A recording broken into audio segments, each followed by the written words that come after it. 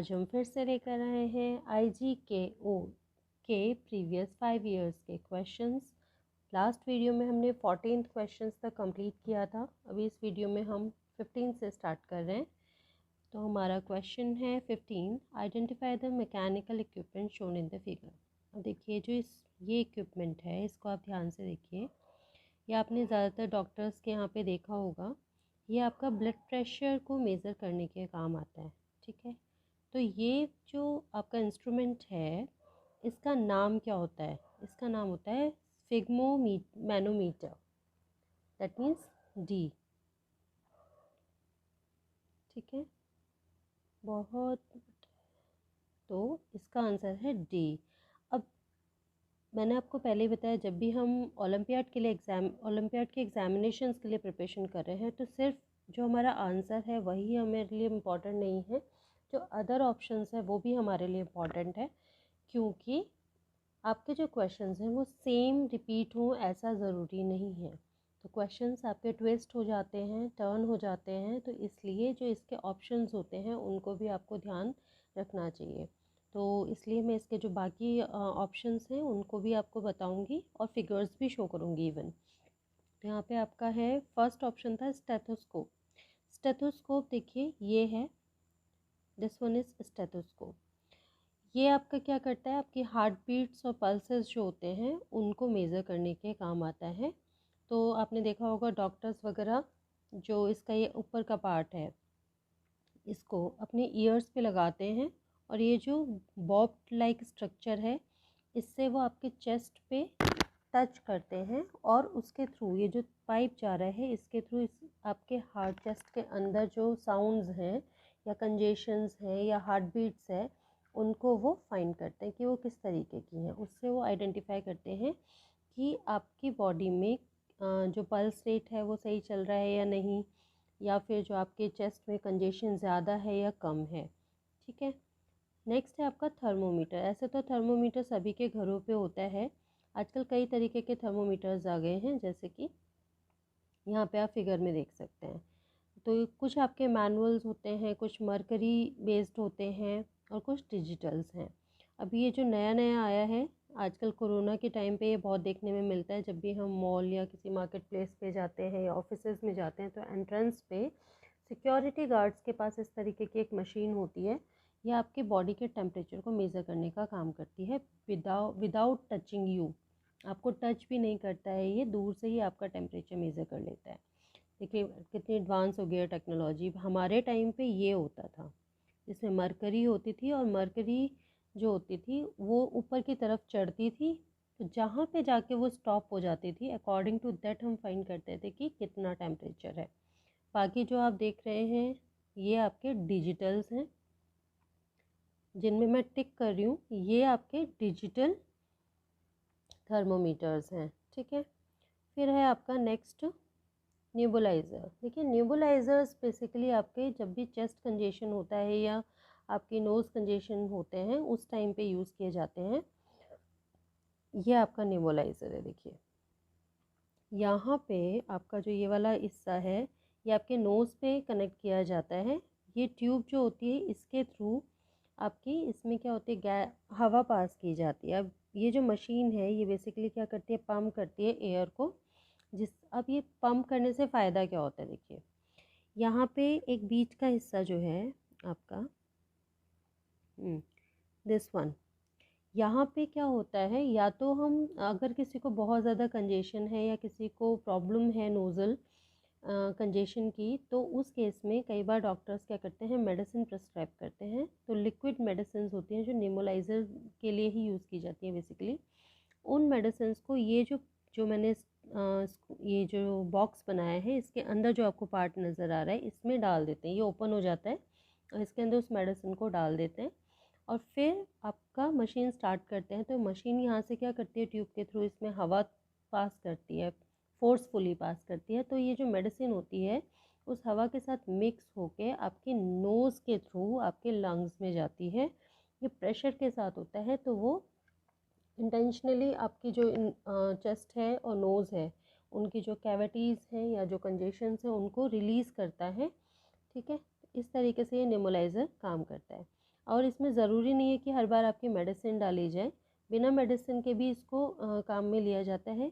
जिस जगह पे मैंने बताया मेडिसिन डालते हैं, कई बार आप ये क्या कर सकते हैं, इसमें आप वाटर डाल सकते हैं, जैसे कि हम स्टीम लेते हैं उसी तरीके से इसमें आप वाटर डाल देते हैं। तो जब आप मशीन स्टार्ट करेंगे तो वाटर के थ्रू जब वो एयर पास होती है तो वाटर्स के जो छोटे छोटे कंटेंट्स में कन्वर्ट हो जाता है और उस एयर के थ्रू वो मॉइस्चर को लेता हुआ आपकी बॉडी में जाता है।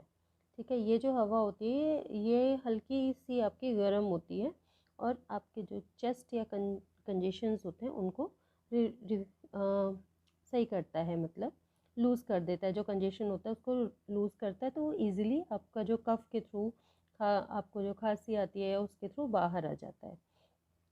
ठीक है, नेक्स्ट है जो हमारा आंसर था फिग्मोमैनोमीटर। ठीक है, अब ये फिग्मोमैनोमीटर देखिए, एक तो यहाँ पे गिवन है दिस वन, ये तो आपसे पूछा है। आजकल एक नए चले हैं, ये है आपके डिजिटल फिग्मोमैनोमीटर। इसमें क्या होता है, देखिए यहाँ पे आपका क्या था, एक सर्कल सा है, इसको डॉक्टर क्या करता है, प्रेस करता है और धीरे धीरे जो होता है यहाँ पे आपका जो ये दिख रहा है ये वाला हिस्सा, यहाँ पे आपके मरकरी टाइप की ही चीज़ होती है जो ऊपर की तरफ पंप होती जाती है। ठीक है, आजकल क्या होता है, आजकल थोड़ा सा एडवांस हो गया है, ये अब डॉक्टर को पंप नहीं करना पड़ता। अब वो क्या करते हैं, जो ये वाला पार्ट है इस पार्ट को हाथ पे कवर कर देते हैं आपके, और फिर अपने आप मशीन जैसे स्टार्ट करते हैं तो ये अपने आप ही क्या करता है, कॉन्ट्रैक्ट होता है या रिलीज़ होता है, और उसके थ्रू ये हमारे ब्लड प्रेशर की जो लिमिट्स हैं, high limits and low limits, उनको मेज़र करता है।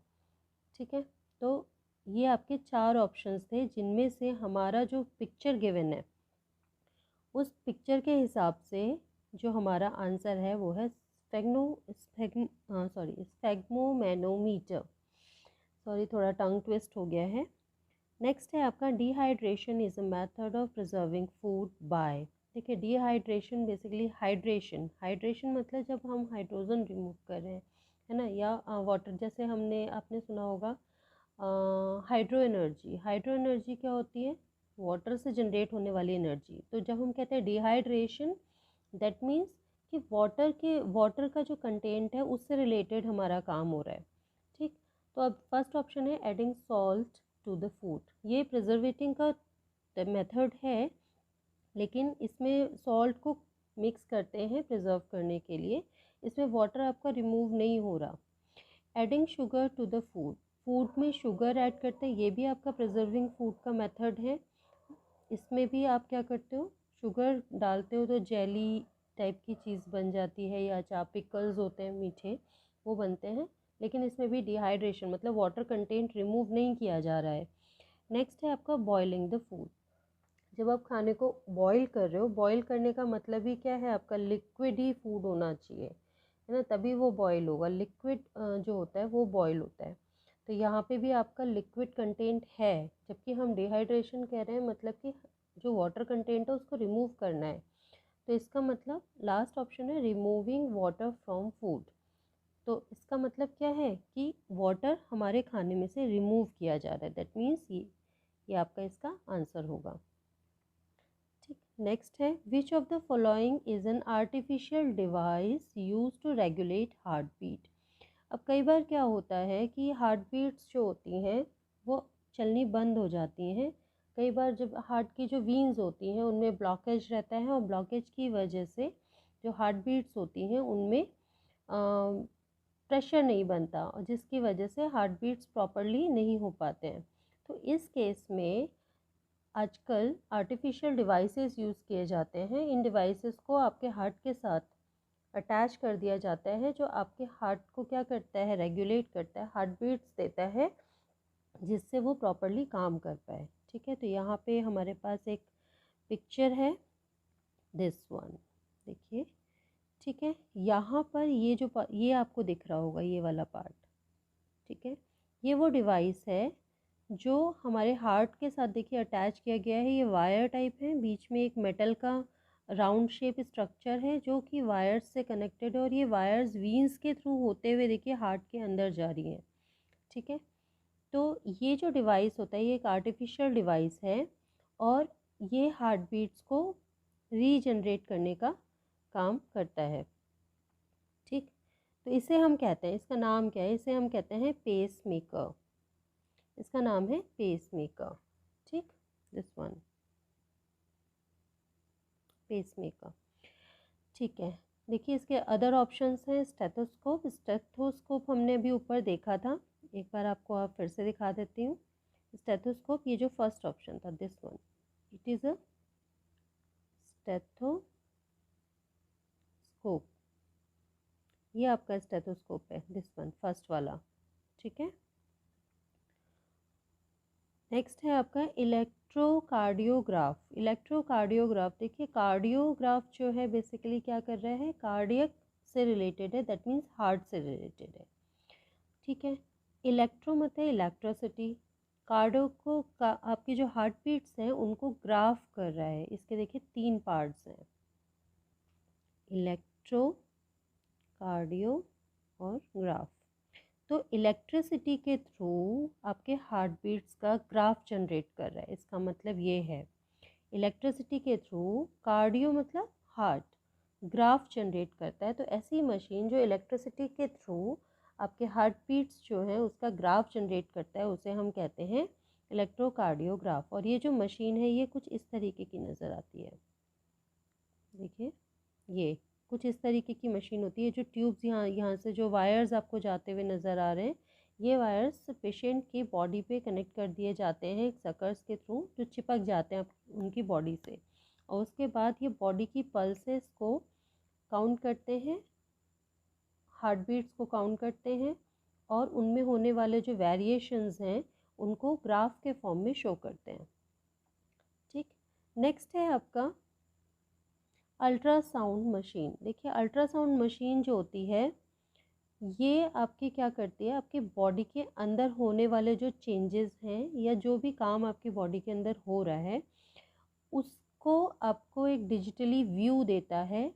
वो ब्लैक एंड वाइट व्यू, आजकल थोड़ा मॉडिफाइड कलर्ड व्यू भी आ गया है, पहले टाइम पे वो ब्लैक एंड वाइट वीडियो होता था। जो क्या है, अब देखिए जो आप ये पिक्चर देख रहे हैं, इस पिक्चर में ये जो इन्होंने हाथ में लिया हुआ है ना, ये इसे क्या करते हैं, ये बॉडी के उस पार्ट पे लगाते हैं।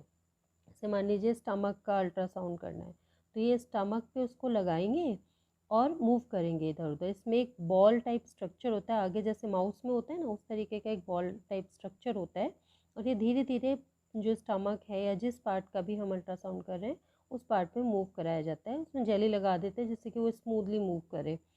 और मूव करने के बाद फिर क्या होता है, उस एरिया के अंदर पे जो भी व्यूज़ होंगे या जो साउंड जनरेट हो रहे होंगे वो उनको कैप्चर करता है, और ये जो सामने आपको स्क्रीन नज़र आ रही है इस स्क्रीन पे डिस्प्ले करता है। ठीक है, तो ये जो मशीन है इसे हम कहते हैं ultrasound machine, this one ultrasound machine. ठीक है, नेक्स्ट है आपका question, one who specialises one in the treatment of disease of skin is called. देखिए यहाँ मैंने आंसर्स भी दिए हैं आपके लिए जिससे कि आप इजीली देख पाएँ, क्योंकि हैंडराइटिंग लिखो ना इसमें तो थोड़ी अच्छी नहीं आती है। कोई बात नहीं, चलिए। तो फर्स्ट ऑप्शन है आपका डर्मेटोलॉजिस्ट। डर्मेटोलॉजिस्ट जो होता है ये आपके स्किन से रिलेटेड डॉक्टर्स होते हैं। कार्डियोलॉजिस्ट जो होते हैं, कार्डियक मतलब हार्ट से रिलेटेड डॉक्टर्स होते हैं।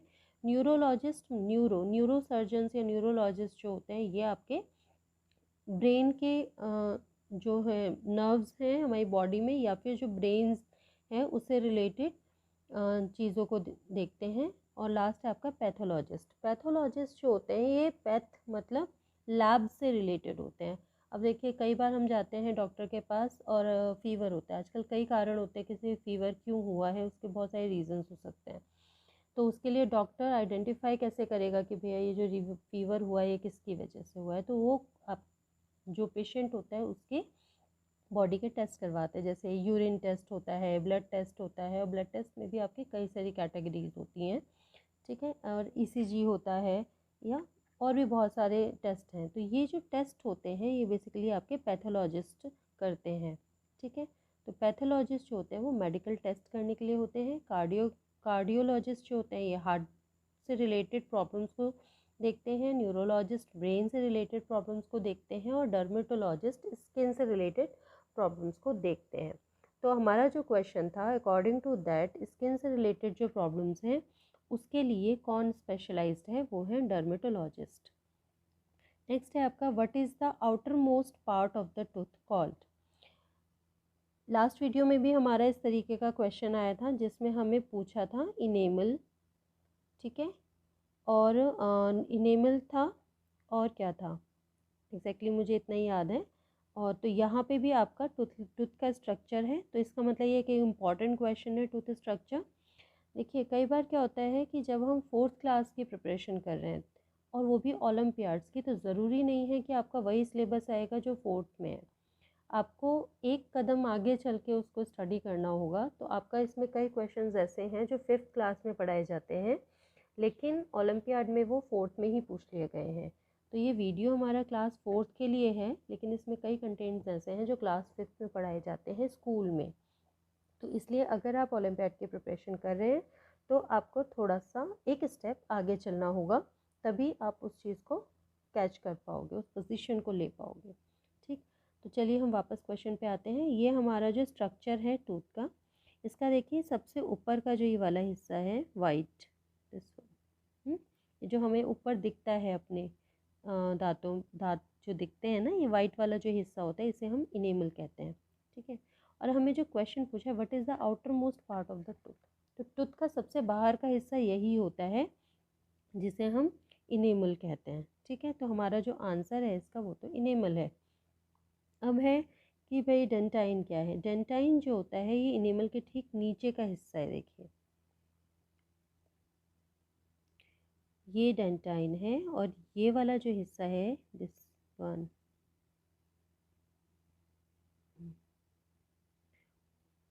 सॉरी, तो ये जो हिस्सा है आपका बिल्कुल वाइट पार्ट के जो नीचे का हिस्सा है इसे हम डेंटाइन कहते हैं, और ये पल्प और इनेमल के जो बीच में होता है। ठीक है, नेक्स्ट है आपका पल्प। पल्प देखिए, ये जो डार्क ब्राउन कलर का ये आपको एरिया नज़र आ रहा है, यहाँ पर पल्प होता है, और इस पल्प से ही होके आपकी जो वीन्स हैं ये आपके टूथ से कनेक्ट होती हैं। ठीक है, तो इसी की वजह से आपकी जो सेंसिटिविटी जब होती है तो ये नर्व्स जो होती हैं, इसका मतलब आपका जो टूथ है उसके उसमें से कुछ पोर्स हो गए हैं जो कि डायरेक्टली आपके पल्प से कनेक्टेड वीन्स को सेंसिटिव कर रहे हैं। ठीक है, तो पल्प जो होता है ये आपकी 3rd लेयर होती है ऊपर से। फिर है लास्ट है नन ऑफ दीज। तो आपको पता है कि मोस्ट आउटर मोस्ट पार्ट जो है वो इनेमल है, तो हमारा जो आंसर है वो बी है। ठीक, नेक्स्ट क्वेश्चन है, how many teeth adults human beings have. देखिए ह्यूमन बींग्स जो अडल्ट्स हैं उनके तो आपके 32 टीथ्स होते हैं। देखिए लेकिन क्वेश्चन हमेशा अडल्ट ह्यूमन बींग्स के बारे में ही पूछा जाए ऐसा ज़रूरी नहीं है। तो इसलिए मैं आपको बता देती हूँ कि किड्स जो होते हैं, जो छोटे बच्चे होते हैं, उनके पास टेम्पररी टीथ्स होते हैं जिन्हें हम मिल्की टीथ्स भी कहते हैं। तो वो 20 होते हैं, 20 होते हैं। और ये जब जो किड होते हैं वो 5 to 6 ईयर्स के हो जाते हैं, उसके बाद ये एक एक करके बाहर आने लगते हैं, और इसकी जगह पे आपके नए टीथ्स आते हैं। जो नए टीथ्स हैं वो परमानेंट टीथ्स कहलाते हैं, या अडल्ट्री टीथ्स भी कहलाते हैं। ठीक है, तो स्टार्टिंग में जब बच्चा छोटा होता है तो कोई टीथ नहीं होते हैं, कुछ महीनों में 6, 7, 8 मंथ्स में उनके टीथ आने स्टार्ट होते हैं, और वो 5 to 6 ईयर्स तक का जब तक बच्चा होता है तब तक 20 टीथ्स आ जाते हैं जो कि टेम्परेरी टीथ्स होते हैं। टेम्परेरी क्यों कहते हैं हम इन्हें, क्योंकि 5-6 के बाद, जब आप 5-6 ईयर्स के बच्चा हो गया उसके बाद में अब ये टीथ्स चले जाएंगे, धीरे धीरे टूट जाएंगे, और इनकी जगह नए टीथ्स आएंगे। और जो नए टीथ्स आते हैं ये परमानेंट क्यों है, क्योंकि अगर अब ये टूट गए तो उसके जगह दूसरे नए टीथ नहीं आने वाले हैं। आप कहीं सोचे कि टूथ फेरी जो है मेरे लिए नए टीथ्स ले आएगी, तो परमानेंट को भी तोड़ दें, ऐसा नहीं है। ठीक है, तो जो आपके परमानेंट टीथ्स हैं स्पेशली इनका तो बहुत ज़्यादा ध्यान रखना चाहिए, क्योंकि फिर नए नहीं आने वाले। ठीक है, तो नेक्स्ट क्वेश्चन है आपका, the food that have right amount of all the nutrients our body needs is called. देखिए जो हमारी बॉडी को न्यूट्रिएंट्स चाहिए होते हैं, जैसे कि हमें पता है हमारी बॉडी को न्यूट्रिएंट्स में क्या चाहिए होता है, क्या चाहिए होता है, हमारी फैट चाहिए होता है, कार्बोहाइड्रेट्स चाहिए होते हैं, ठीक है, मिनरल्स चाहिए होते हैं, विटामिन्स चाहिए होते हैं, बहुत सारी ऐसी चीज़ें हैं। तो यहाँ पे देखिए ये हमारे पास बैलेंस डाइट का चार्ट है। तो बैलेंस डाइट हमें ये बताती है कि हमें कौन सी चीज़ कितनी खानी चाहिए, ठीक है। लेकिन आपका यहाँ क्वेश्चन क्या पूछ रहा है, ये कह रहा है कि फूड की right amount of all the nutrients our body needs is called. जो भी हमारी बॉडी डिमांड करती है राइट अमाउंट में न्यूट्रिएंट्स को, उसको हम क्या कहते हैं। देखिए यहाँ पे आपका अगर मैं ऑप्शंस देखूँ, हेल्दी फूड, और हेल्दी फूड भी हो सकता है, क्योंकि हेल्दी फूड जो है वो तभी हेल्दी होगा जब वो फ्रेश होगा और राइट अमाउंट में होगा। बैलेंस डाइट जो होता है ये भी आपका क्या है, क्या चीज़ कितनी खानी है, तो अमाउंट बताता है। डाइट फूड जो होता है ये भी अमाउंट बताता है, लेकिन डाइट फूड हमें कब करना पड़ता है, जब बॉडी बहुत ज़्यादा ओबेस हो चुकी है, मतलब ओबेसिटी है, फैटी है, या फिर ओवर ईटिंग कर चुके हैं, है ना। तो उस केस में हमें डाइट फूड करना होता है, जिससे कि हमारी बॉडी को कम कैलोरीज मिले, कम फैट मिले, जिससे कि वो हील हो पाए। नेक्स्ट है आपका फैंटास्टिक फूड। देखिए फैंटास्टिक फूड तो वो होता है बेसिकली जो हमें अच्छा लगता है, लेकिन वो जो हमें अच्छा लगता है वो हमेशा हेल्दी हो ऐसा ज़रूरी नहीं है। तो इस क्वेश्चन का जो आंसर होगा वो होगा आपका बैलेंस डाइट, ठीक है। नेक्स्ट है आपका विच of these is the method of cooking. देखिए कुकिंग के भी मेथड्स होते हैं, और इसी से रिलेटेड हमारा था प्रिजर्विंग फूड, उसके भी मेथड्स होते हैं। यहाँ पे जो आपको ऑप्शंस गिवन है इसमें ये दोनों ही हैं। देखिए ड्राइंग मतलब हमने चीज़ों को सुखा दिया, सुखा के वो लंबे समय तक चलेंगे, जैसे चिप्स, अब पोटैटो चिप्स जो होते हैं उन्हें ड्राई करके बनाया जाता है। तो ड्राइंग जो है प्रिजर्वेटिव फूड है, ठीक, की प्रोसेस है। रोस्टिंग मतलब हम बिना ऑयल्स या घी या फैटी मटेरियल को यूज़ किए जो हमारे आइटम्स हैं, फूड आइटम्स हैं, उनको क्या करते हैं, गरम करते हैं, और उसमें जो कंटेंट होता है कुछ भी मॉइस्चर का, उसको हम उससे रिमूव कर देते हैं उसे गरम करके, ठीक है। तो इसी प्रोसेस को हम रोस्टिंग कहते हैं। तो रोस्टिंग जो है यस कुकिंग का एक मेथड है, जिसमें आपके जो नॉन वेज है उन्हें भी रोस्ट किया जाता है, ड्राई फ्रूट्स हैं उन्हें भी रोस्ट किया जाता है, इवन कई सारी टाइप की नमकीन जो बनती हैं, चिवड़ा नमकीन वगैरह, वो भी रोस्टिंग के थ्रू बनाई जाती है, कई लोगों को पसंद भी होगी। तो roasting is a cooking method. Next है आपका जेलिंग मतलब क्या है, कि जब हम जेली बनाते हैं, फ्रूट्स को बॉईल करते हैं, उन्हें मैश करते हैं, उनमें शुगर मिलाते हैं, फिर उसको पकाते हैं और एक जेली लाइक सब्सटेंस बनता है, जिसे हम ब्रेड वगैरह पे लगा के भी खा लेते हैं, जैम जेली ना, समथिंग लाइक दैट। तो ये आपका प्रिजर्वेटिंग का मेथड है, ये कुकिंग मेथड नहीं है।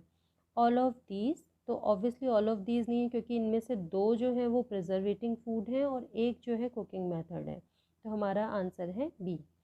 नेक्स्ट है which of these foods are rich in starch, a type of sugar. देखिए स्टार्च जो होता है बेसिकली, शुगर एंड स्टार्च ये दोनों ही आपके कार्बोहाइड्रेट्स होते हैं, ठीक है। तो घी में आपका कार्बोहाइड्रेट नहीं होता, ये पूरी तरीके से फैट है, ठीक।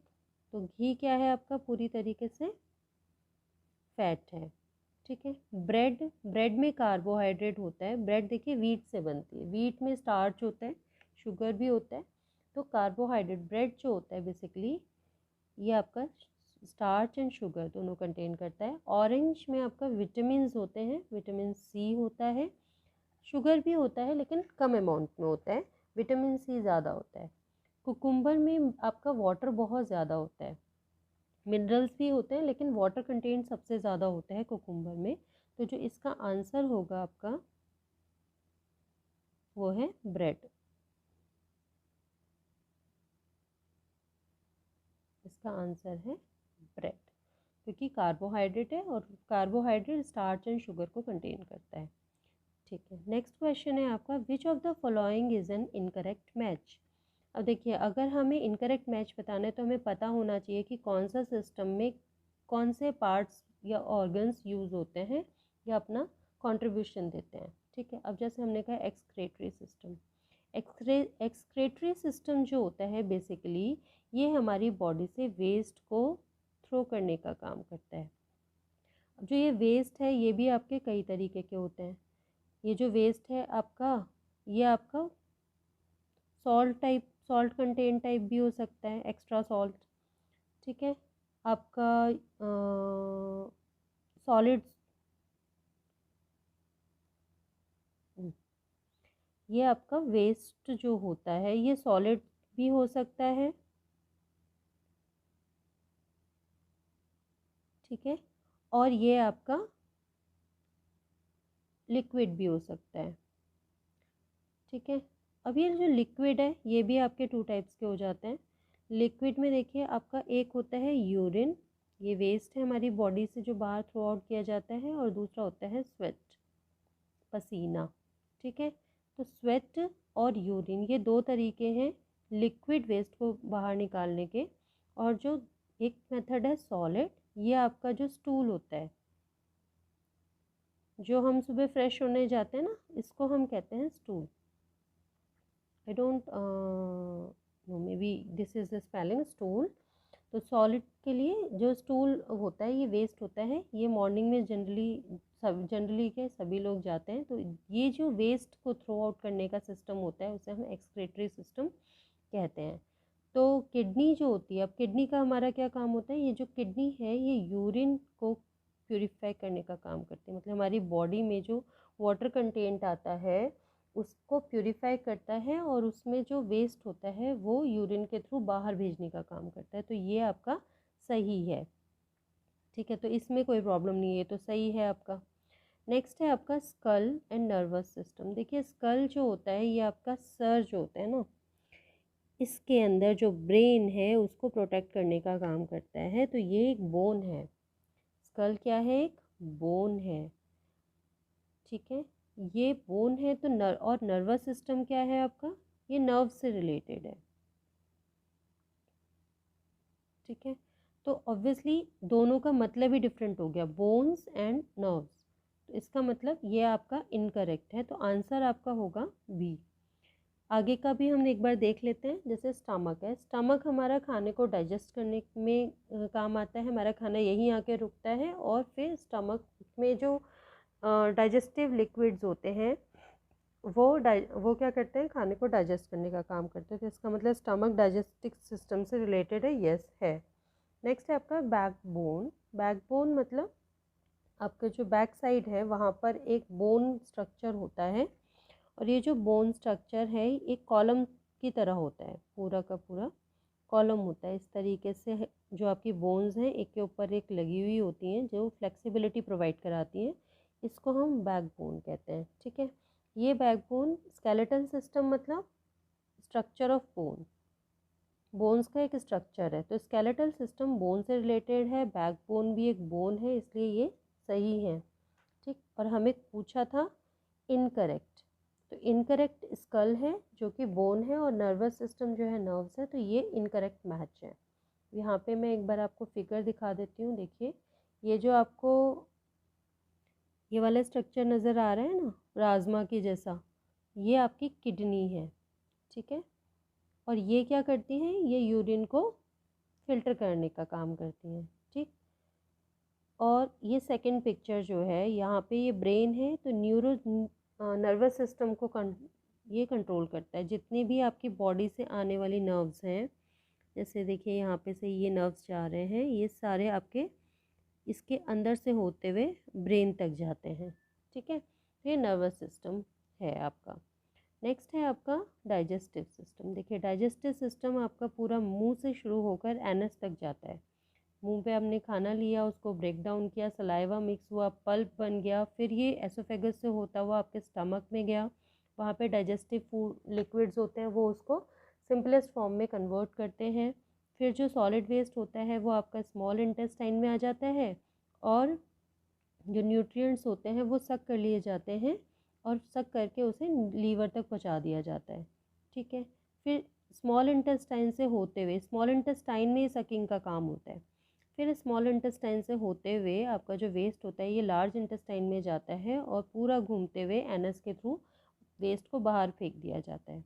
ठीक, ये है आपका लास्ट जो आप स्ट्रक्चर देख रहे हैं, ये स्केलेटल सिस्टम है। आप देख रहे होंगे इसमें कोई नर्व्स नहीं है, कोई ऑर्गन्स नहीं है, इसमें सारी के सारी हड्डियाँ ही हड्डियाँ हैं, बोन्स हैं। तो ये स्केलेटल सिस्टम जो होता है एक फ्रेमवर्क होता है बोन्स का। ठीक है,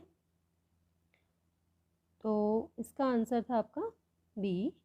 नेक्स्ट है आपका a person who smokes damage his और हर, क्या डैमेज होता है। देखिए अगर कोई पर्सन, आपने कई बार देखा होगा, आप बच्चे हैं लेकिन फिर भी कई बार हम मार्केट प्लेस पे जाते हैं तो हम देखते हैं कि कुछ पर्सन्स जो होते हैं एक वाइट कलर की स्टिक लेते हैं, उसे आगे से बर्न करते हैं और अपने मुंह में डालते हैं बार बार और धुआं छोड़ते हैं।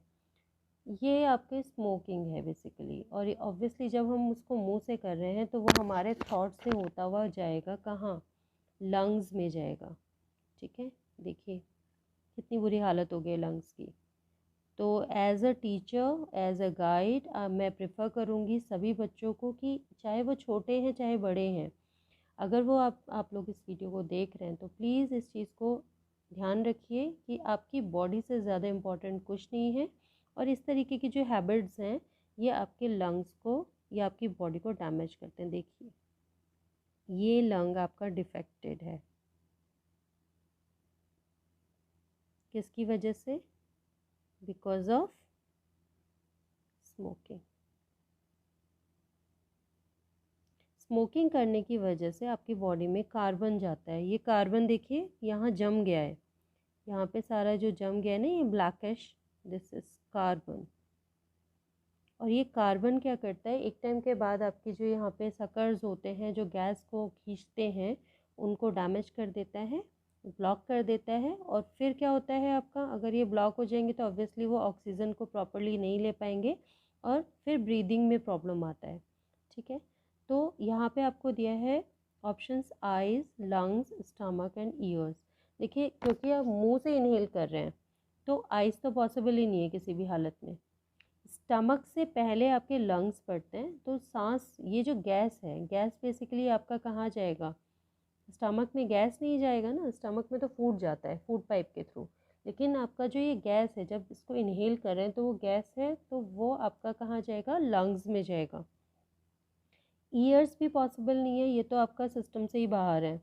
ठीक है, जैसे आई सिस्टम से बाहर है, ये जो आपका रेस्पिरेटरी सिस्टम है, ये जो गैस को इनहेल करने का सिस्टम है आपका, ये क्या है, रेस्पिरेटरी सिस्टम है।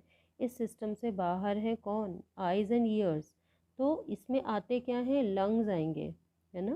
तो ये जो लंग्स हैं ये खींच लेते हैं उस कार्बन को और फिर उसका वो जो कार्बन होता है वो जम जाता है, डिपॉजिट हो जाता है लंग्स पे और उसकी जो टिश्यूज सेल्स होते हैं या सकर्स होते हैं उनको डैमेज कर देता है, जिसकी वजह से वो ऑक्सीजन को नहीं ले पाते। और हमारी बॉडी को चलाने के लिए ऑक्सीजन बहुत मेन पार्ट है, इम्पॉर्टेंट रोल है उसका। कैसे, देखिए हम खाना खाते हैं तो भी ऑक्सीजन की रिक्वायरमेंट है उसको डाइजेस्ट करने के लिए, ऑक्सीजन की वजह से ही वो हमारी बॉडी में बर्न होता है और एनर्जी जनरेट करता है। ठीक है, हमारी जितनी भी बॉडी के सेल्स हैं वो सेल्स, हर इंडिविजुअल सेल ब्रीथ करता है और उसको ब्रीथ करने के लिए ऑक्सीजन की रिक्वायरमेंट है, जो ब्लड पूरी बॉडी में सर्कुलेट करता है आपका सर्कुलेटरी सिस्टम के थ्रू। तो ऑक्सीजन एक बहुत इंपॉर्टेंट चीज़ है। लेकिन अगर आप एनफ क्वांटिटी ऑफ ऑक्सीजन को नहीं ले पा रहे हैं तो फिर आपके सारी जो सेल्स की डिमांड है ऑक्सीजन की वो कंप्लीट नहीं हो पाएगी। और अगर वो डिमांड कंप्लीट नहीं होगी तो कुछ जो होंगे उनको ऑक्सीजन नहीं मिलेगी और वो क्या होंगे, डैमेज हो जाएंगे। इस तरीके से धीरे धीरे आपकी बॉडी के कई सारे सेल्स एंड टिश्यूज़ क्या होते हैं, डैमेज होने लगते हैं, जिस और प्रॉपरली वर्क नहीं करते, जिसकी वजह से प्रॉब्लम जनरेट होती हैं। और सबसे ज़्यादा इफेक्ट तो आपका देख रहे हैं आप लंग्स में ही देखने को मिलता है। ठीक है, तो आज का वीडियो होपफुली आपको पसंद आया होगा, जिसमें मैंने आपको सारी चीज़ें कोशिश करी हैं कि एक्सप्लेन कर सकूं। So thank you for watching.